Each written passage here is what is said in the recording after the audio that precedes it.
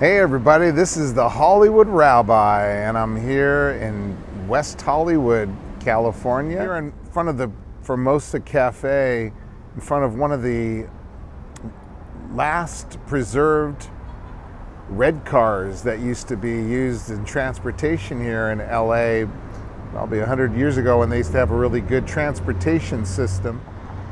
This week's Torah Portion is called Tetzaveh, and it's all about the high priests.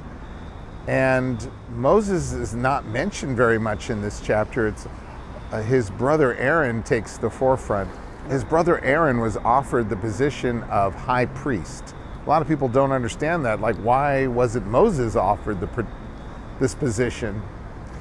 And it was because Moses was a reluctant leader. I don't know if you remember back in the story of the burning bush, when God spoke to him and told him to go to Pharaoh, asked him to let the Jewish people go free from slavery. He said, I'm not really the right guy for this. I'm not a great speaker. I don't think I could influence anybody.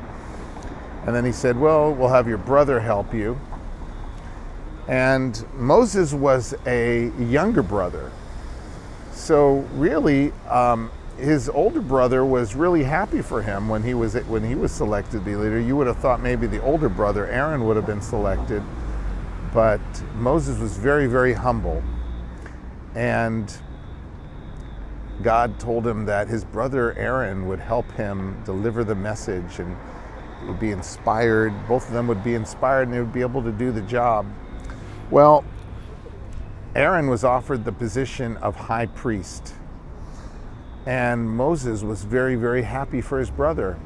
And from the biblical heritage of sibling rivalry, when we talked about from the beginning of the Bible with the rivalry between brothers, Cain and Abel, Ishmael and Isaac, Jacob and Esau, and the story of Joseph and his brothers.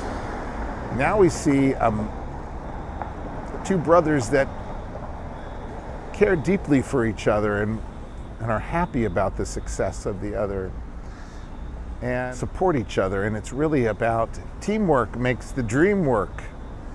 So this week's Torah portion talks a lot also about the way the high priests, the Kohanim, were to be dressed. And they had a robe, and they had this breastplate that had 12 different precious gems on it, and talked about there was bells and all these different things, the way the priest should look. And why is there really a dress code? I mean, there was no dress code for the prophets, but there is a dress code for the priests in the temple. And one of the most famous prayers is Shema Yisrael, and we cover our eyes when we say it because it's about Hear, O Israel. It's about listening. The most important thing, sometimes your eyes deceive you. The most important thing is to listen, to truly open your heart. The pagans were really into the visualization. The pagans worshiped beauty, but Jewish people find the beauty in spirituality. And God's universe is very, very artistic and creative. And man emulates that. Even though we're not supposed to judge things with our eyes, we are human, and that's what we do. We judge things. We do judge a book by its cover sometimes. So that's why the high priests wore this uniform, to show that they had a lot of awe and respect for God and people. Aaron was a man who says, Rodef Shalom v'ohev Shalom. He chased after peace and he loved peace. And you can't be a peaceful person unless you follow the 10 Commandments. Let's face it.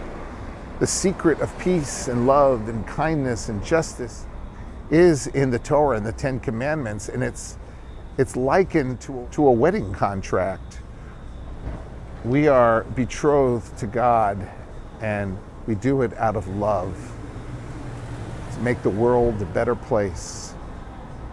In order to be a good leader, you have to be altruistic you have to be humble, because if not, it's all about your ego, and it's not about advocating to people. When you're a leader, you're a public servant.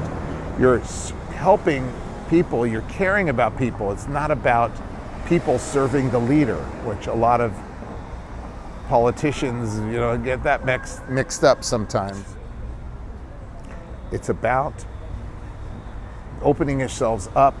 It's about being magnanimous. It's about caring about what other people think and getting ideas from other people. And even Abraham Lincoln was said to have put 3 of his opponents in his election, put it into his cabinet, because he was more interested in people who could get the job done than his ego. And again, that's making of a great leader, somebody who is humble and really advocates for the best interest of people. We have to be happy for other people's successes. Sometimes it's natural for people to be jealous and ask, why can't I have this? But in actuality, it is a very high level when we can be magnanimous and we can be happy for other people's success. And that is the role model that Moses and his brother Aaron had, that they were both happy for each other upon their achievements and success, and they worked together to achieve many, many great accomplishments. Well, this is the Hollywood Rabbi wishing you all a wonderful weekend and a Shabbat Shalom. Many blessings to you all. Thank you so much for watching. Bye now.